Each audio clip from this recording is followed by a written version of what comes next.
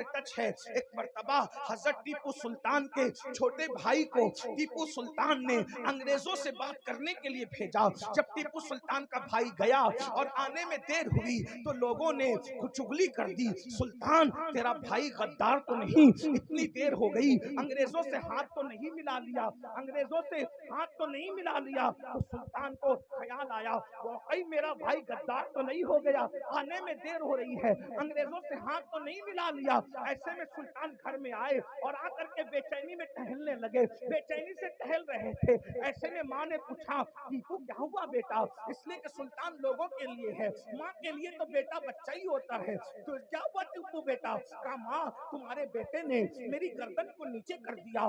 माँ को गैरत आई, माँ उठ करके खड़ी हो गई, क्या बक रहे हो, मेरे बेटे ने गर्दन क्यों नीचे कर दी? कहा माँ अंग्रेजों से बात करने भेजा था, गया अभी तक नहीं आया, लोग बातें कर रहे हैं कि सुल्तान का भाई गद्दार तो नहीं, मुल्क का सौदा तो नहीं करके आया है। माँ ने कहा खुदा की इज्जत की कसम, माए सुन लो, टीपू सुल्तान की माँ ने कहा खुदा की इज्जत की कसम, मेरी कोई औलाद न मुल्क की गद्दार हो सकती है न मजहब की गद्दार हो सकती है। तुम्हारे लोग झूठ कहते हैं सुल्तान, ये कह करके गुस्से का इजहार करते हुए बैठ गई। थोड़ी ही देर गुजरी थी कि सुल्तान के भाई आए, खुशखबरी लेकर आए, सौदा करके नहीं बल्कि उन लोगों को अपने मुआहदे के अंदर के जाल में फांस करके आए।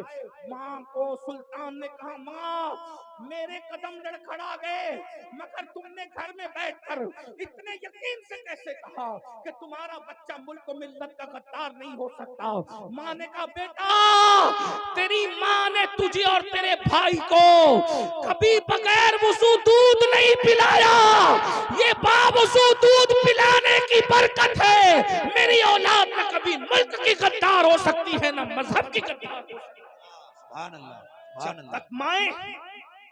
जब तक माए अपने बच्चों को दुरूद पढ़ते हुए दूध पिलाती थी,